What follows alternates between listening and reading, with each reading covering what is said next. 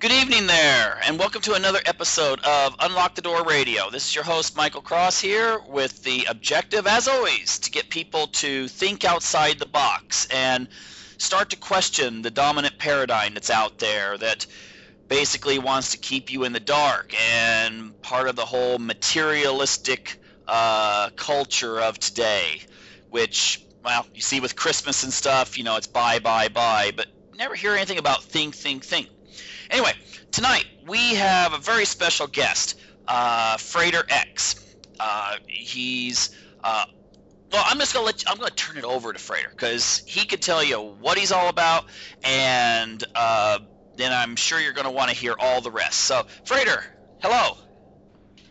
How you doing, Michael? Oh, very good, thanks. And can you tell the viewers or listeners a little bit about yourself? Okay, well, I live in the Midwest. I grew up in the northeast coast of America, U.S. I'm married. I have a wonderful wife and 4 children. Just trying to make it through this postmodern America without too much damage, But basically, I've spent the last 20-odd years just on a quest to understand. I would call it my own personal grail quest to understand the truth about those that control our world, and about the conditions that we find our world in, and the conditions we find ourselves in within society. Of the last 3 years, I've been broadcasting a weekly live radio show on Saturday nights on American Freedom Radio. American Freedom Radio is currently down. I think they're going through some growing pains over there. So I would love to direct everyone to the American Freedom Radio archives, but it's technically not able. You can't access it right now. So we're gonna see how that goes, and hopefully they'll get back up and running. But if not, I have all of my shows myself, which I'm gonna, basically render and post myself on my new YouTube channel. So, but anyways. I've also been involved in several other media projects. I'm a constant researcher. I've read more books than I can list to you. I'm also a member of 9 esoteric orders, which is something that might be significant to your listeners. And what I mean by that, when I say esoteric orders, is based on the fraternal esoteric lodge systems that we find in America, like Freemasonry, the Knights Templar, the Ancient Order of the Druids, and also the Masonic Rosicrucians, just to name a few. And people might ask, whoa, like what's that all about? Well, in my research, I came to a point where I realized that I wanted to know what was really going on inside the lodge space.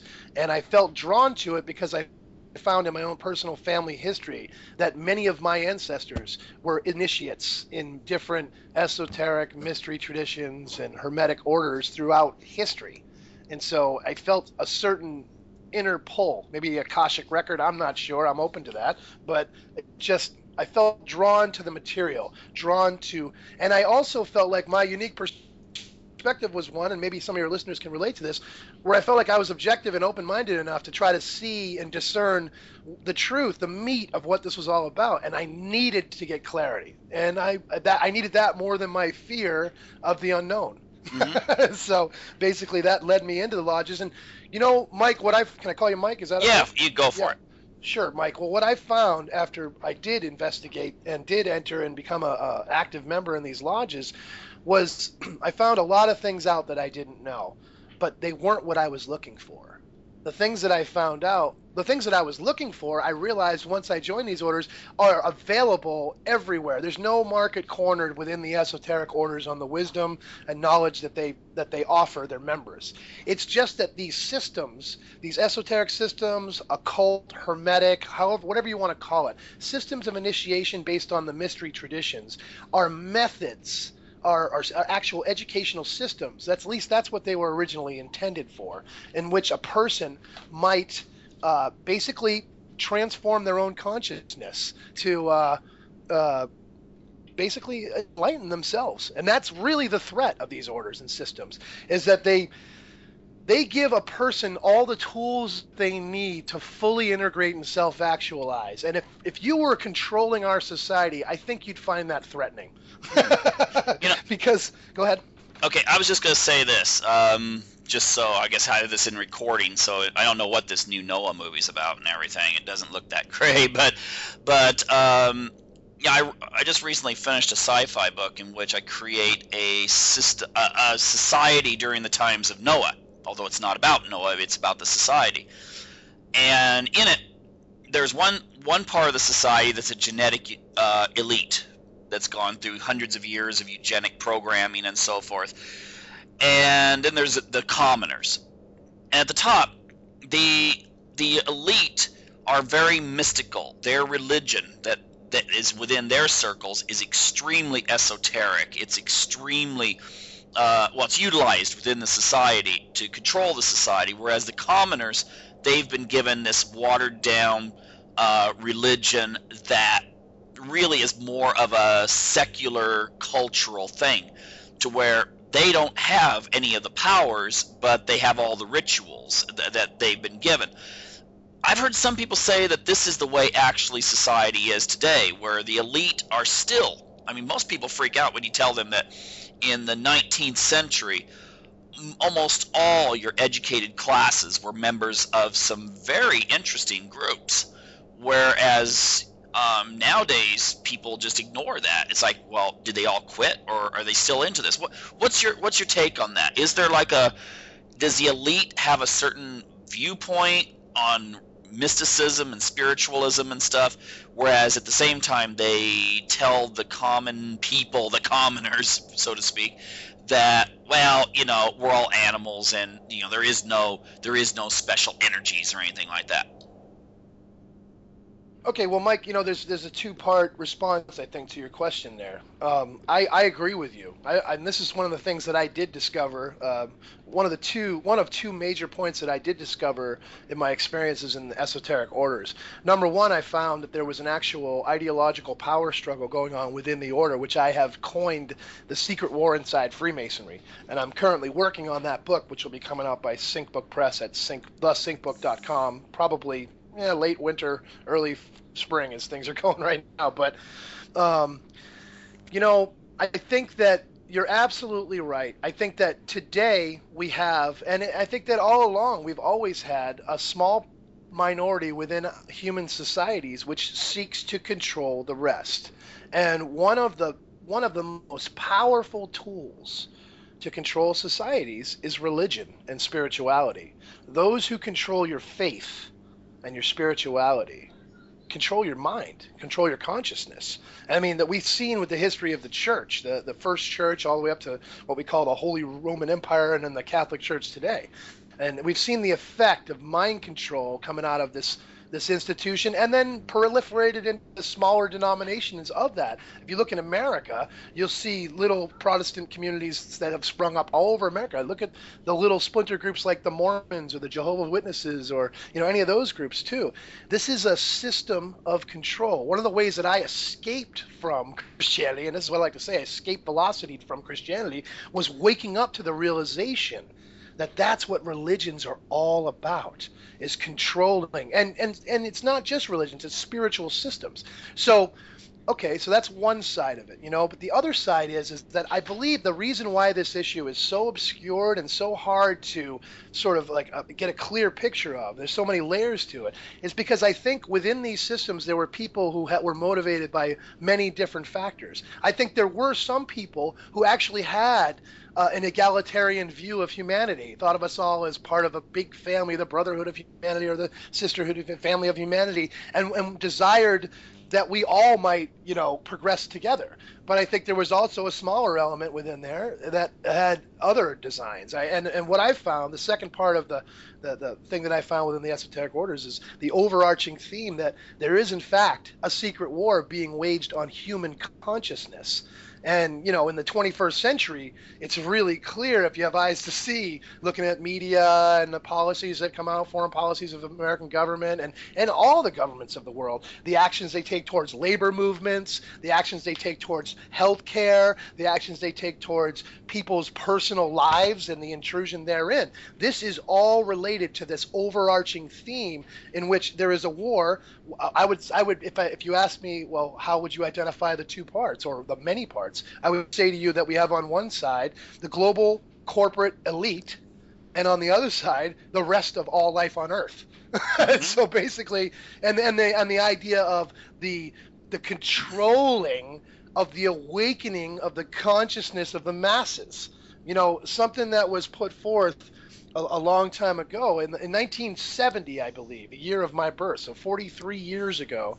The SRI, Stanford Research Institute, presented a government report in which they basically informed the federal government, whoever was representing them in the room, that is, that we as a people in America were heading towards a mass awakening that would be somewhere around the time of 2012, and that it was important, if the power broker wanted to control or shepherd how we moved through that awakening, to utilize iconography and symbolism.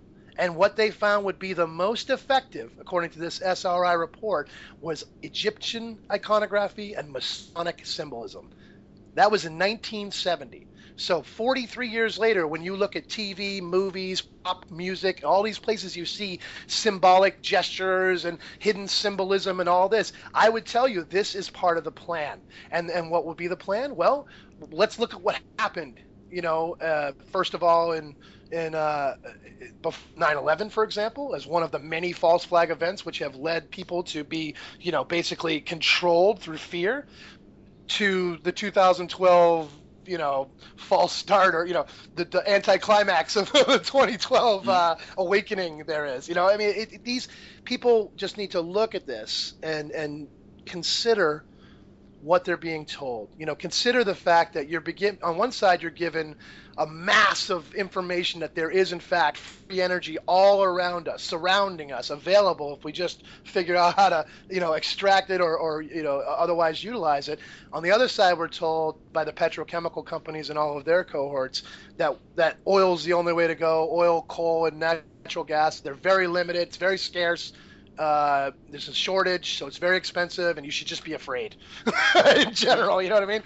So that's what we're dealing with. But I wanted to touch upon another point that you mentioned when you talk about the founding fathers and people in, say, the Renaissance period. The occult symbolism that you see, I think, in the founding fathers, when people point to like Washington's membership in Freemasonry, or Benjamin Franklin, or Thomas Jefferson, who technically wasn't a Freemason, not a regular Freemason, but he was most definitely an initiate into different orders of some kind. He had some knowledge.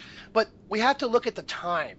This was a time in which occult symbols, which are in fact, are incorporated, these images are to a very great extent the symbols of an era, the Renaissance era of occultism, the study of alchemy and hermetics or esoteric arts. These interests were an attempt by the people of that time, the Renaissance man or woman of that time, to come to terms with some of the pre-Christian philosophies that were being discovered, and I think you went into some of this with one of your recent guests, Mitchell Horowitz, I believe. And it was a great conversation. I was rapt. I was sitting on the edge of my seat listening to Mr. Horowitz talk about the same thing, and I couldn't agree with him more in his description of how how the early founding fathers of America wanted to associate America with this great tradition going all the way back to the antiquities,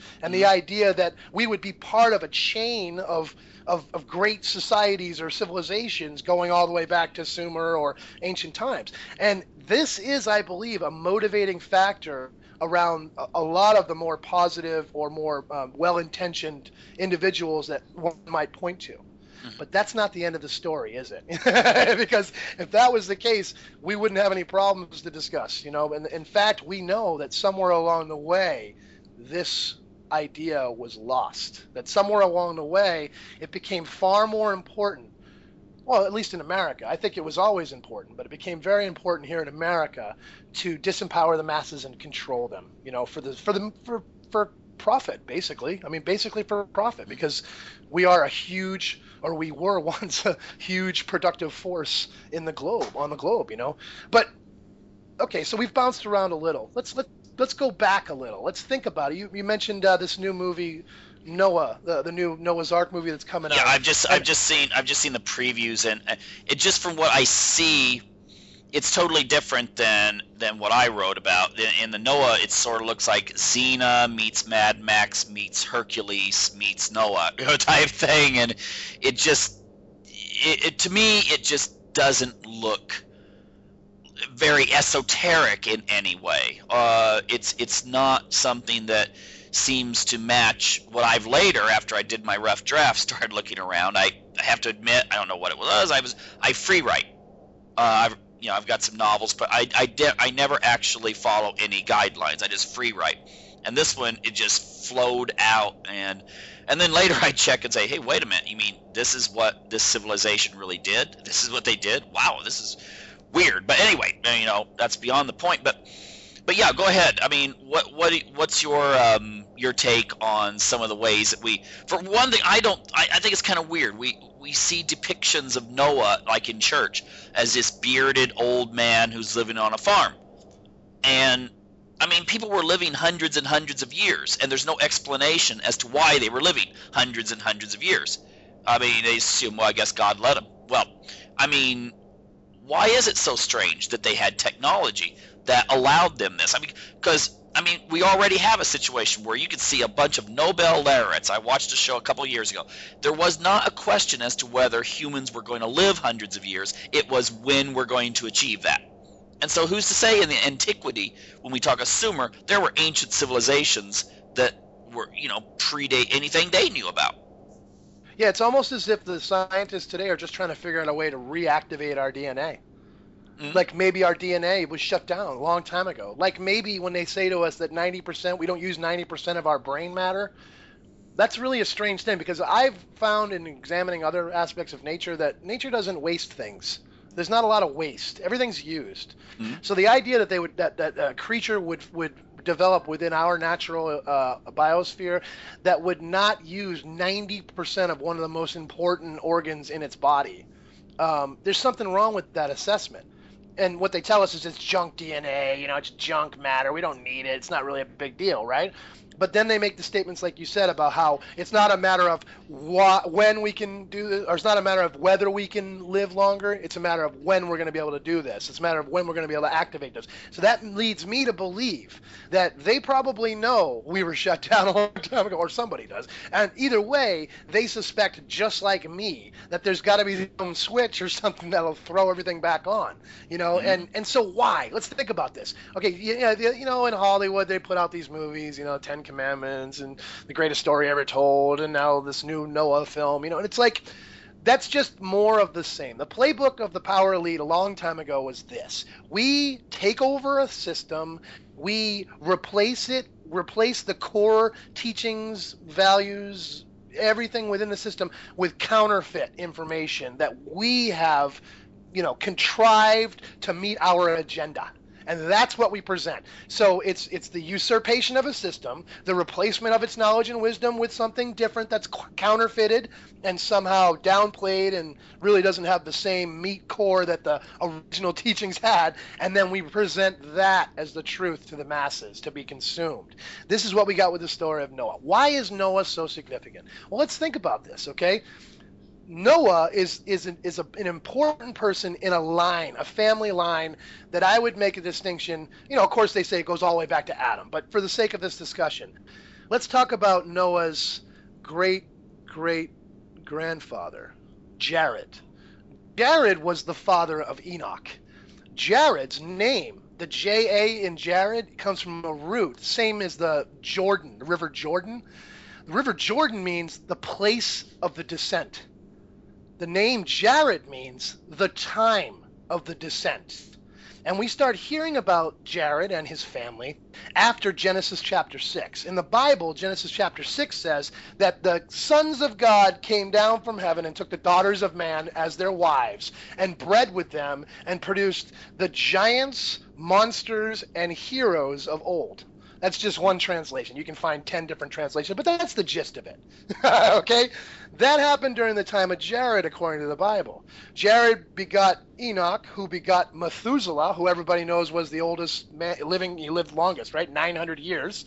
Then Methuselah begot Lamech, and Lamech begot Noah.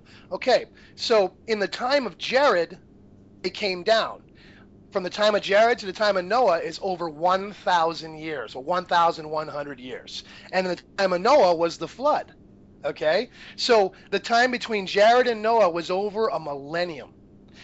That's how long the Watchers, as they're called in the book of Enoch, who gave birth to the Nephilim, as they're called, the fallen ones, right? That's how this all transpired on the earth. For over 1,000 years, these Watchers got themselves involved with humanity. And according to the book of Enoch, the book of Jasher, and excerpts from something called the book of Jubilees, they did a lot of damage. You know, they had their own agenda. They taught dark arts and weird sorceries to some. They bred these crazy chimera and strange hybrids with others. Some of them became their own, like, scorpion king, like gods with armies, and started fighting each other, and all this horrible stuff happened, right? According to the book of Enoch. Until eventually Elohim, you know, God and his cohorts got together and said, we got to do something, right? We got to do something about this. This is getting out of hand.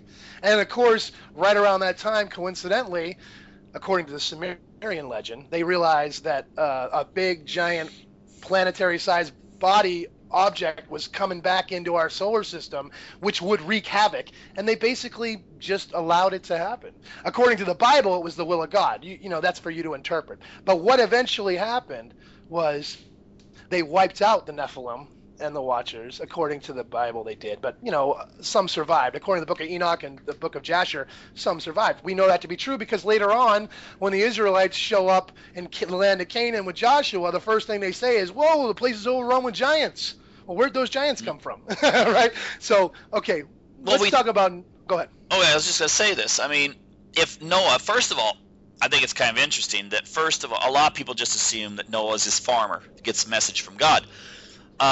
They assume this guy's hundreds of years old, he has one wife, and he has 3 sons. Well, first of all, I would say, well, none of that, that's all assumption. I mean, we have no idea how many children he had during that time, how many wives he may have had. But also, it's interesting that he had to have been part of the upper class, because that's a great point. Yes, Mike. Yeah, most people just don't realize that in all of the ancient civilizations, and I don't see if there would be any difference there, the upper class had connection and knowledge and so forth. They had the time to deal with the esoteric arts. Now, Noah takes like over 100 years to build his boat. That means he had to have the resources to do this. I mean, he just didn't go out in the woods and start. I mean, I've gone out in the woods when I was a kid and tried to make a birdhouse out of natural material. It's really hard to do. So he had to have had machinery and stuff, and he had to have had the resources to do such. But yet we see these depictions of just this guy that's going out, okay, well, you know, here's my 3 sons, we're going to build a boat, you know, and it doesn't make really sense. Well, let's try to make sense of this, Mike. You know, you bring up a great point. This is exactly the point you were making before about there's got to be some sort of genetic distinction with the elite. You know, there's this division in our species. And this is such an important point. You know, and I'm really excited because I'm writing a paper I'm actually rewriting a paper right now called The Nephilim in Search of Masonic Connections. And, you know, I'm talking about the ideology that's found within the Masonic ritual and how it relates to the story of the Nephilim and the different material we have. But let's talk about the origin of Noah. Okay, in the book of Enoch, when Noah is born, his father Lamech is very troubled. Okay, he's very troubled because he sees this baby get born and he doesn't look normal. So he runs to his father, Methuselah, right, who's still alive, and he says to him, I got a problem. My wife just gave birth to a child who looks strange to me. He's got hair the color of wool. His face has a glowing countenance like no other person I've ever seen. His eyes are glowing too. I think he's one of the Nephilim. That's what he tells his father, Methuselah, who says to Lamech, well, let me go check with Enoch, who was still around at that point too, and I'll get back to you, okay? So Methuselah goes to Enoch and says, hey, your grandson came by and said he's got some problems because, you know, and he describes the situation. Enoch tells Methuselah to tell Lamech not to worry, because the child that they have begotten is a very special child, and that a time of tribulation will come and great calamities and catastrophes, and only Noah and his offspring will remain. They are chosen. They are special. Don't worry. It's all according to plan. Well, I was just going to ask one quick question. I was talking to a gentleman who knows a little bit about Sumerian mythology and stuff like that, and the Noah character, it was a Gilgamesh in Sumeria. Isn't there something? Actually, the Noah character is called Utnapishtim. Okay. Isn't there something too about it being a really strange conception, and that he kind of told me that, when I said I was, had created a science fiction depiction, he got kind of excited, and he was just like, he started talking about like references that made it look like maybe you had artificial wombs that grew people in those days and things like that. And I don't know, have you run across that? Or was Noah like an IVF artificially created child or something?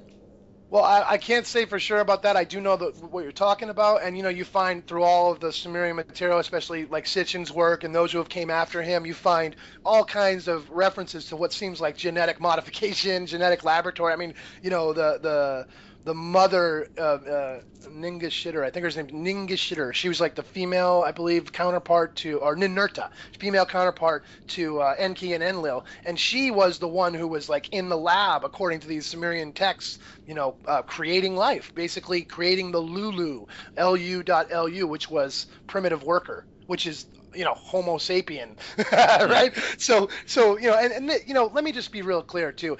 I don't know how much. I believe that there's something to these Sumerian accounts, but at the end analysis, I believe that humans are from Earth. That there may have been Watchers who came down and messed with us and like genetically engineered some of us, but I still believe in the end analysis that humans were developing on their own on Earth, in spite of any kind of alien intervention or whatever people might say. So I won't give over our sovereignty to the idea that we are just slaves of some alien species. I don't buy that for 1 second, and I won't give into that. But what I do know is that we probably have been manipulated. And when you think about what I just recounted, that tale about Methuselah and Lamech and Noah, what the implications lead me to believe is that there was a plan based on genetics, and somebody had an agenda. They wanted to steer our species into a certain developmental stage. Now, let's go back to what I said about consciousness being shut down, about DNA and the brain and all that. You can manipulate species through genetics to get these results. So if we put that all together, all of a sudden we get this new picture of what might possibly been the agenda at the time, and so a flood comes, wipes out doesn't have to be all, just most of the other people in the world, right? And then you have this one family, one genetic pool left that will be the dominant family, the dominant pool, and then they'll interbreed slowly but surely, but they'll still have that dominant strain. And when they breed with the others that remain, what we have is the need to distinguish race. Now all of a sudden race becomes an issue. Why is race so important? Because we have to identify that preferred genetic strain, and those are the chosen ones. And this is how we get to this place in our society and our species where some people are clean and some people are unclean, and that could also play a part in the idea that I'm thoroughly convinced that if not still now, at many times in human species, there have been different versions of hominid walking around, and that that's the thing nobody wants to talk about. But there have been different versions of hominids walking around at the same time that could breed with each other, and so I think that plays a big part in our racial consciousness today. Well, people are so concerned. Okay, you brought up something interesting, and when you're talking about divisions, and you said that there's a lot of people in your family, and I've noticed that you can even have someone who's adopted, and then if they find out what their natural family's like, and they start looking at the history, they find out that their interest, the things that they seem to always encounter, is the same as the people who preceded them. They could have a very unique history, and then they find out, well, wow, all my ancestors had that same thing, even though they were raised somewhat different. And we look at, I mean, it is kind of interesting. We look at every single president is related. They come through one genetic line that, at the very most, the people in the world that would have that genetic line, even if you were generous, would be a few million people that would be a descendant from this one particular king from England. But every single president, including Obama, is, except maybe they've never been able to find Van Buren in the whole mess. But all the others are related. And then we look at the Bible where, you know, they said, okay, well, this tribe, you're a Levite, you get to do all the special esoteric stuff. Tribe of Dan, you got to go do this. Judah, here's your gifts. And, you know, I mean, maybe these divisions are at a very basic genetic. It has nothing to do with racism, racial, or anything like that. It's just that there's families that have certain gifts. What do you think? Yeah, I mean, I think you're onto something, but I just want to stress that I'm not trying to, you know, make this a racial issue. I mean, I think that I think there's definitely credence there. I think there's something to be said, and I think that at the root of what we're dealing with in trying to unpack these ideas is that there is something to this. That's why so much stress is played upon, you know, the Human Genome Projects and genetics, and, you know, it's all connected. There's something to all this. But at the same time, you see, we've got two tracks running at the same time. We got this one track of like progressive humanity, trying to be all it can be, you know, fully actualized and all that. And then we've got this other track of control, where the majority of humans are just supposed to keep their nose to the grindstone and work. You know, work for the machine, work for the combine, keep it all rolling, but not even think about that other part that we're considering. To not even think about the fact that there is this ongoing millennial journey of species and genetics that is like connected to a bigger picture, you know, that is beyond the everyday worries of everybody, you know, like bills and mortgages and things like that. There's this giant big picture going on that takes us far above all that, you know, and that's part of I think that's part of the hope, though, for all of us, is that more people are beginning to realize this. You know, more people are waking up. And even though, you know, we got these the Hollywood's attempt with that Noah movie is just to keep people asleep. I mean, that's what Hollywood's job is to keep you asleep or diverted. One or the other. You're either supposed to be asleep or you're supposed to be down some meaningless rabbit hole, you know, running around in the cold as a sack, not worrying about anything important. Even Orwell, you know? George Orwell in 1984, he states that the proletariat, which were the masses, the proletariat don't have to be really controlled that much because their thoughts are turned to alcohol and to sports. You know, Absolutely. I mean, you know, and you don't need to control. And Plato talked the same thing. You know, you have an elite that control, but then the masses, you throw out, you know, American Idol, or, oh, look what Miley Cyrus is wearing now, or Kim Kardashian, this and this and this, and that occupies people's minds nowadays. And, you know, it's a huge problem, too, that it weighs on my mind because I'm not sure how that's all going to play out. And I'm only when posed what seems like an insurmountable problem like this, all I can do is focus back on the simple ideas that can help to make the moment I live in the most it can be, you know. And for me, and when I talk to individuals who say to me, okay, so what do we do? What about all this? I mean, what do we do? You know? And then I get back to my own Grail quest. Why did I take the path I did? Why did I go down the journey I went down? The path I took was because I realized that I had been desacralized, that the sacred had been excised from the moment in my consciousness. And I needed to reactivate, to resacralize myself.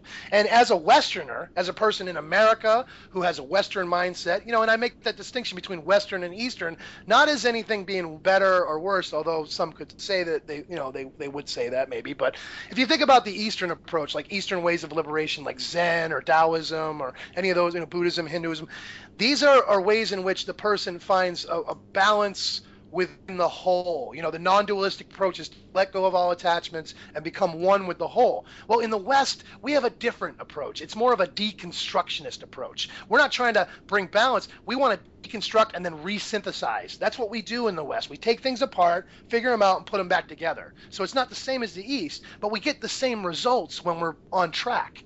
And for me, a good analogy would be like a Microsoft system versus an Apple.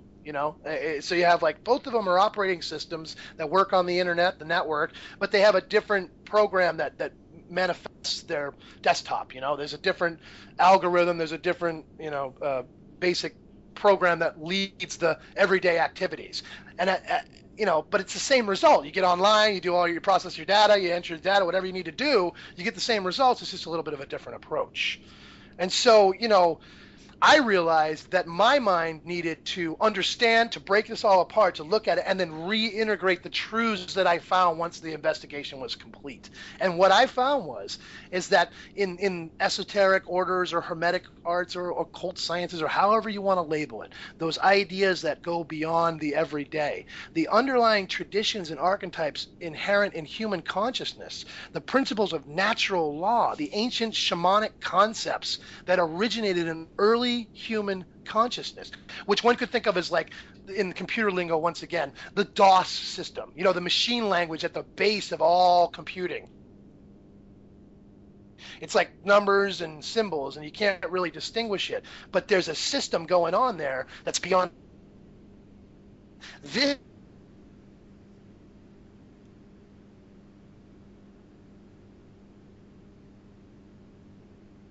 These Western esoteric systems, what was contained within was a guide back, or a guide to awakening those ideas yourself. And in modern awareness, we have what I could call the HTML-like paradigm, or the memes that are a series of memes that are our everyday awareness. And this is just using computer lingo, but in the conditions within ceremonial magic, or with many occult sciences and esoteric approaches, they are conditions, patterns inviting transformative change to consciousness. Symbols, emblems, tools, all the aspects of these different systems are means for the individual to reintegrate and awaken those things within themselves. So they're like Western ways of liberation. Now you understand why the church has been after these orders for so many years, because basically during the Renaissance, we had this Protestant mysticism rise up that was a rival to the Jesuits and all the other holy orders of the church. They were the esoteric orders, Freemasons, Knights Templar, Rosicrucians, Hermetic sciences, occult orders. That's why these were such enemies of the church. Because remember, heresy means to choose. It comes from the Greek. Heresis means choice. So a heretic is one who chooses another path. Well, before the Renaissance, correct me if I'm wrong, there were people that tried to get into these kinds of things. It's just at that time the power was so concentrated in the monarchy and the dominant church that these people wound up being accused of witchcraft, and they were burnt. They were gotten rid of. They were the competition. Most of them women. They were exterminated. And then after the Renaissance, you had a middle class that started forming, in which it's pretty difficult to say that the guy that's helping to fund your your military, because he's lending you money, all of a sudden you find out he's doing stuff that's heretical. Well, you can't burn him at the stake anymore. Plus his buddies are going to get mad. So isn't that what kind of changed things to where the esoteric orders that we think of today were able to survive? Because before that, when it was more feudalistic, they wound up, smoldering on some hot ashes some morning. Yeah. Well, I mean, I think that's possible. It's definitely a good assessment of what went down. Getting back to the point of Noah, the reason why it's such an important topic is because with the flood, that's, to me, the flood myth that we have that's found in all these other cultures around the world. This is the remnants of the last cataclysm. I don't believe for a second it was the only cataclysm. I just think it was the most recent cataclysm. And it probably occurred within 10 to 12,000 years ago by my estimates, just from what I've done for research. And I believe that this was the point. See, we're living in the aftermath of what one could call a species-wide hijacking of human consciousness. And I think what happened is that there was some sort of earth-shattering catastrophe that occurred that effectively knocked all of humanity's collective network of consciousness offline. Now, so before the flood, in the midst of all the things that were deemed unholy or evil or unclean based on the Bible or the Book of Enoch, there was also other mystery traditions and other things going on that weren't unclean, that weren't evil. And because see, at some point in human history, two schools of esoteric knowledge employing the mystery traditions and the universal laws of consciousness rose up, and these two schools could be thought of as the Illuminators and the Illuminati. A very familiar term. The Illuminati is self-explanatory. It's a system in which the initiates are definitely entrapped or enslaved. The followers have to obey to strict orders that keep them locked into a specific mindset. Whereas the Illuminators, that was the Illuminati. The Illuminators, on the other hand, their goal was to instruct and liberate the initiate and make him or her find their own way, to find their own light, to realize and self-actualize on their own. They were just way showers, light guides, people that helped you along your own path.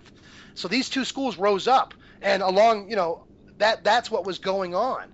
So at all times we've had two different factions using the same tools, except for different reasons and with different results.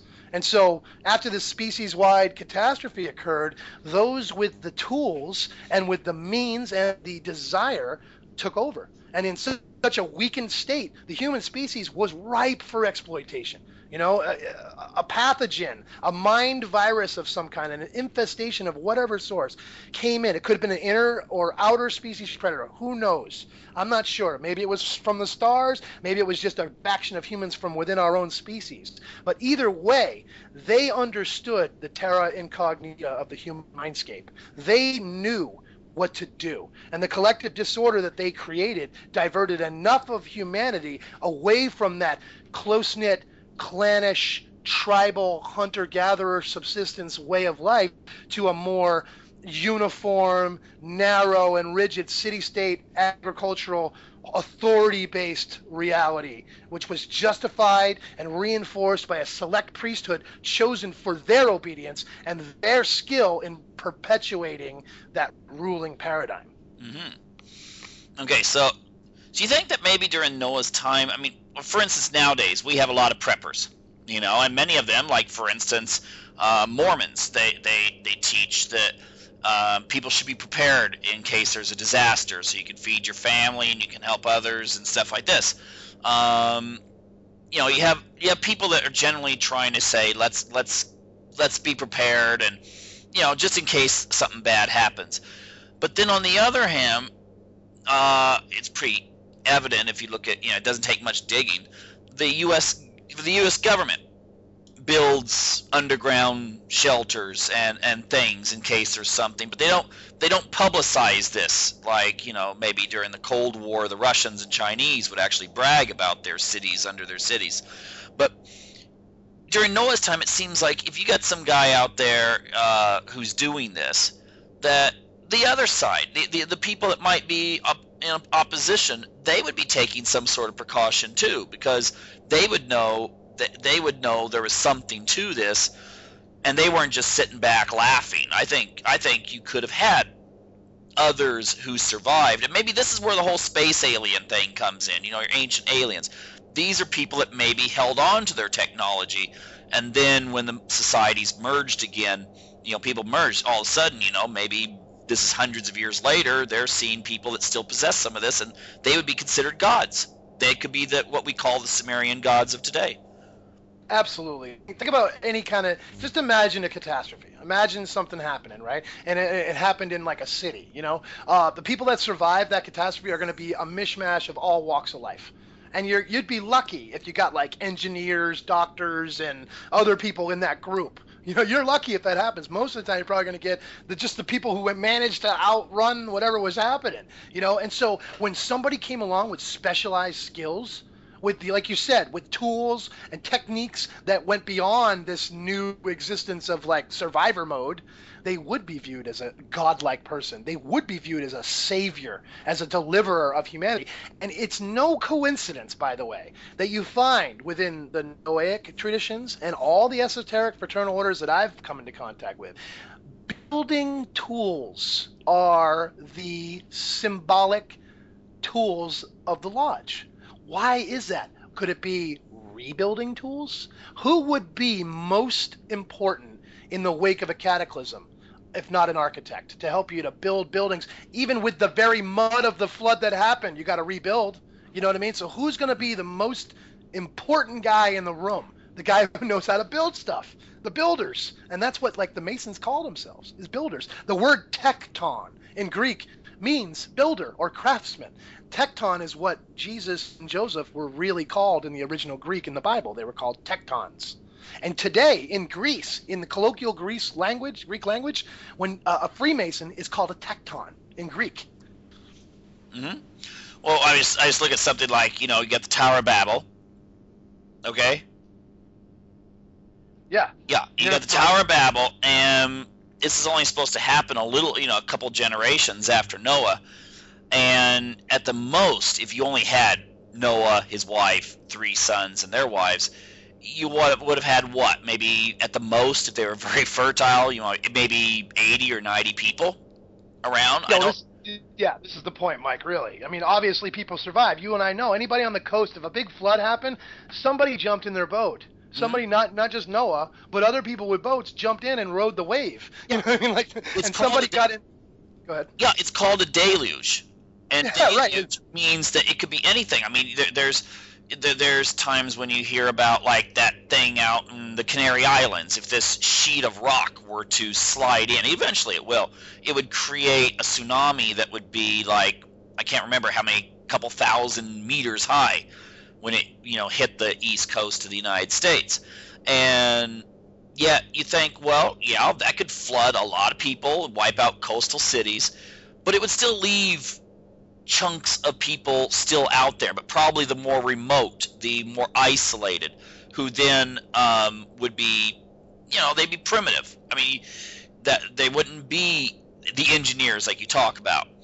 And that brings me to another question I have for you then. Is Noah actually, his bloodline would go through everyone, but is there a special bloodline that the people who claim that they are from these, I mean, come on, the royal families, they look at their bloodline going back to Egypt, and then they take Egypt back to Mesopotamia.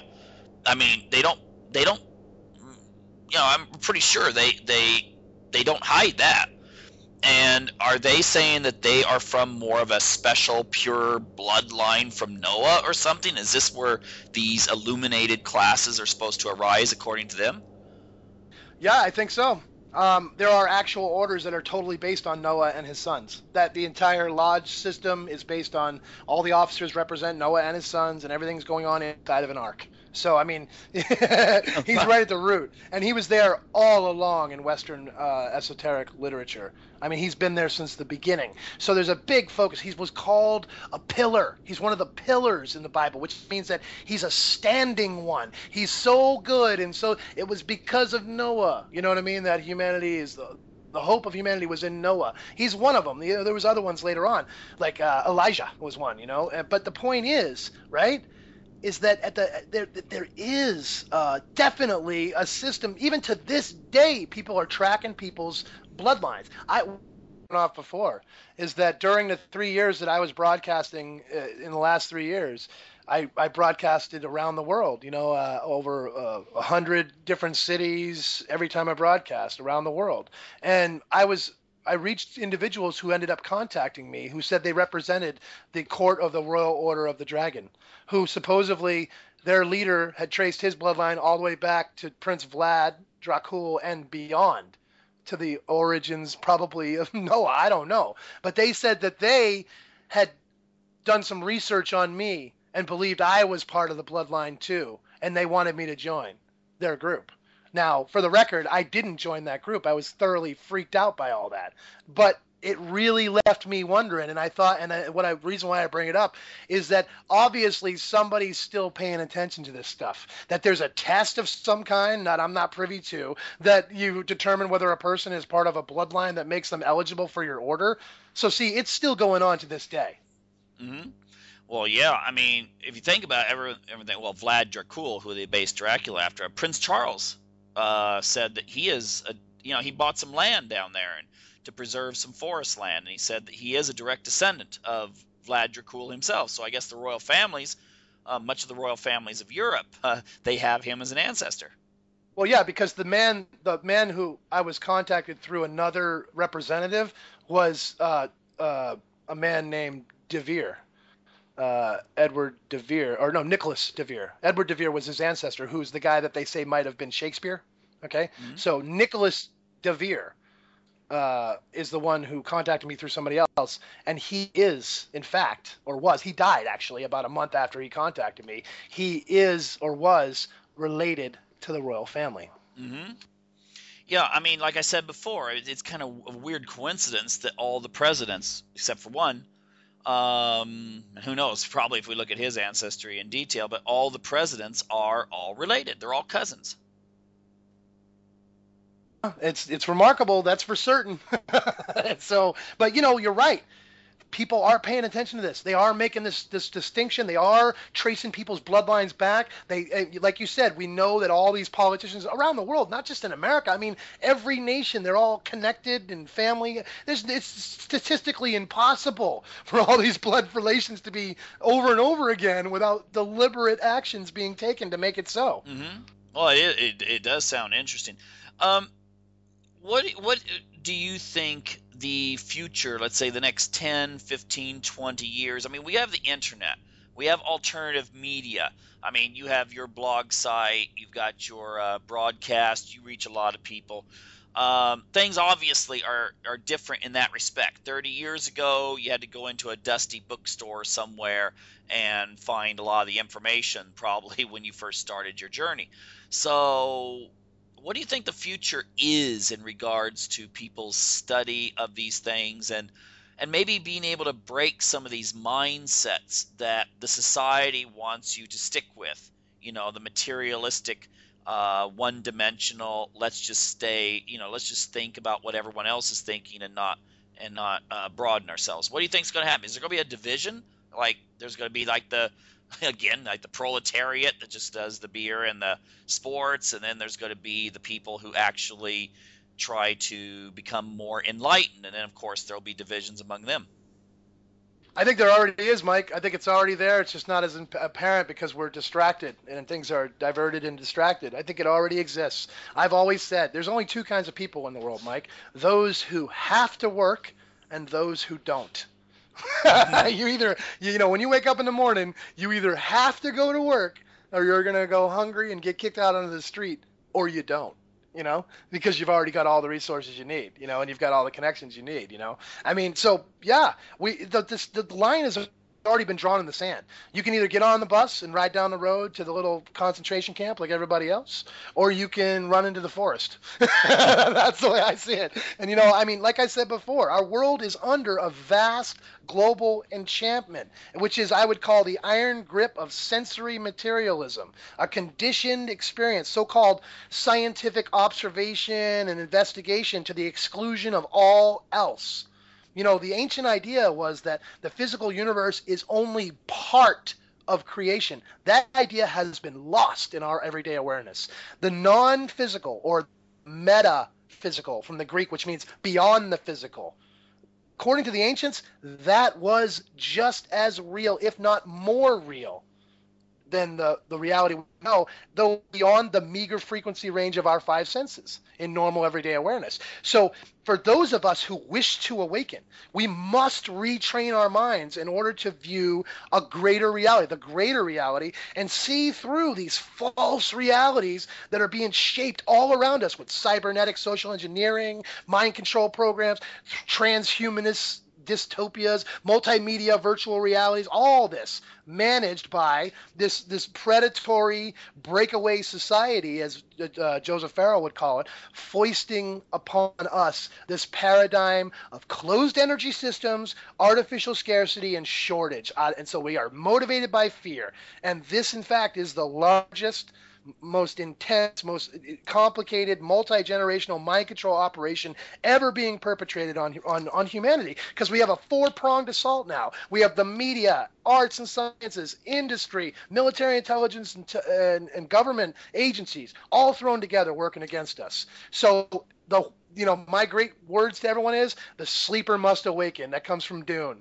Western esoteric orders, I feel like I am the spokesperson for this. I feel like my mission is to just bring this reality. Why do you think we're conditioned so much to fear Western esoteric systems? Because Western esoteric systems, occult sciences, and mystery teachings are tools and devices for inviting a transformative change to your consciousness. These are vehicles that can transport us into other states of awareness. And when we step into the circuitry of the cosmos, as another master initiative, Lon Milo Duquette, would say, we understand this. We become aware.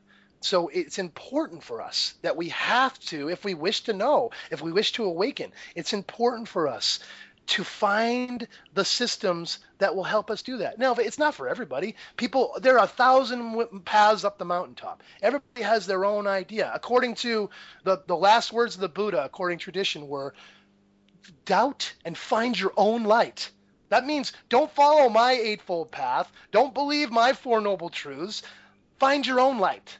Don't follow my religion. He and Jesus, these guys didn't want to start a religion. A religion sprang up around them, but they weren't trying to do that. They were trying to show the way.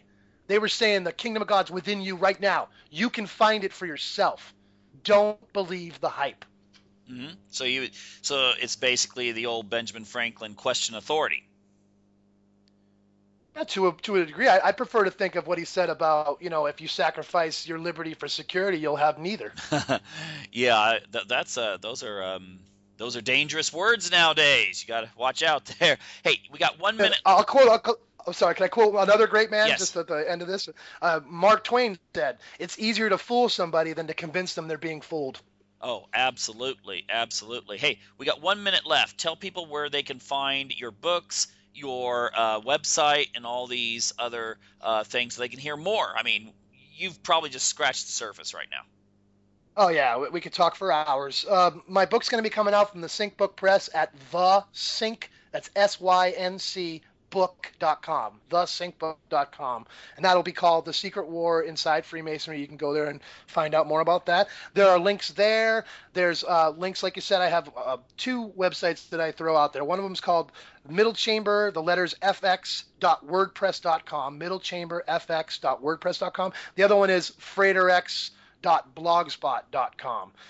You can check these out. I am working closely with FreemanTV.com. We're producing a new show, which should be out any day now, which is called Conspiracy Science Theater. And it's going to be sort of a truth or variety show where we're just bringing a whole bunch of different media researchers and producers together and making a new style internet TV show like no one's ever seen. So people who want to find out more of that should go to FreemanTV.com.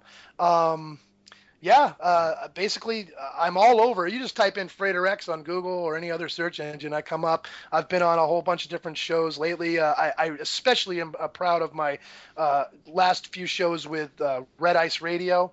I really think we with the 4 hours that we had there, we definitely hit a lot of key points. So anybody interested, they can go to either YouTube or right to redicecreations.com and check out those shows. Excellent. Well, thank you very much for sharing with us this evening, and I'd like to thank... Excuse me. Yeah. Sorry, Mike. One more thing. Oh, go ahead. Also, sorry about that. Didn't mean to cut you off. But I also just published an article in Paranoia Magazine, which can be found on Facebook or at paranoiamagazine.com, called The Secret War on Human Consciousness. It's in the issue 57, the fall issue. All right. Okay. Well, thanks a lot. And hey, maybe we'll have you back on here in the future. It was really interesting. And I'd like to thank. Mike, I would love to come back on after I release the book. Okay, that's a deal. And I'd like to thank everyone for tuning in. And hey, go out there and check out Frater X. Again, this is Michael Cross with Unlock the Door Radio, and hope you come back next week. Thanks.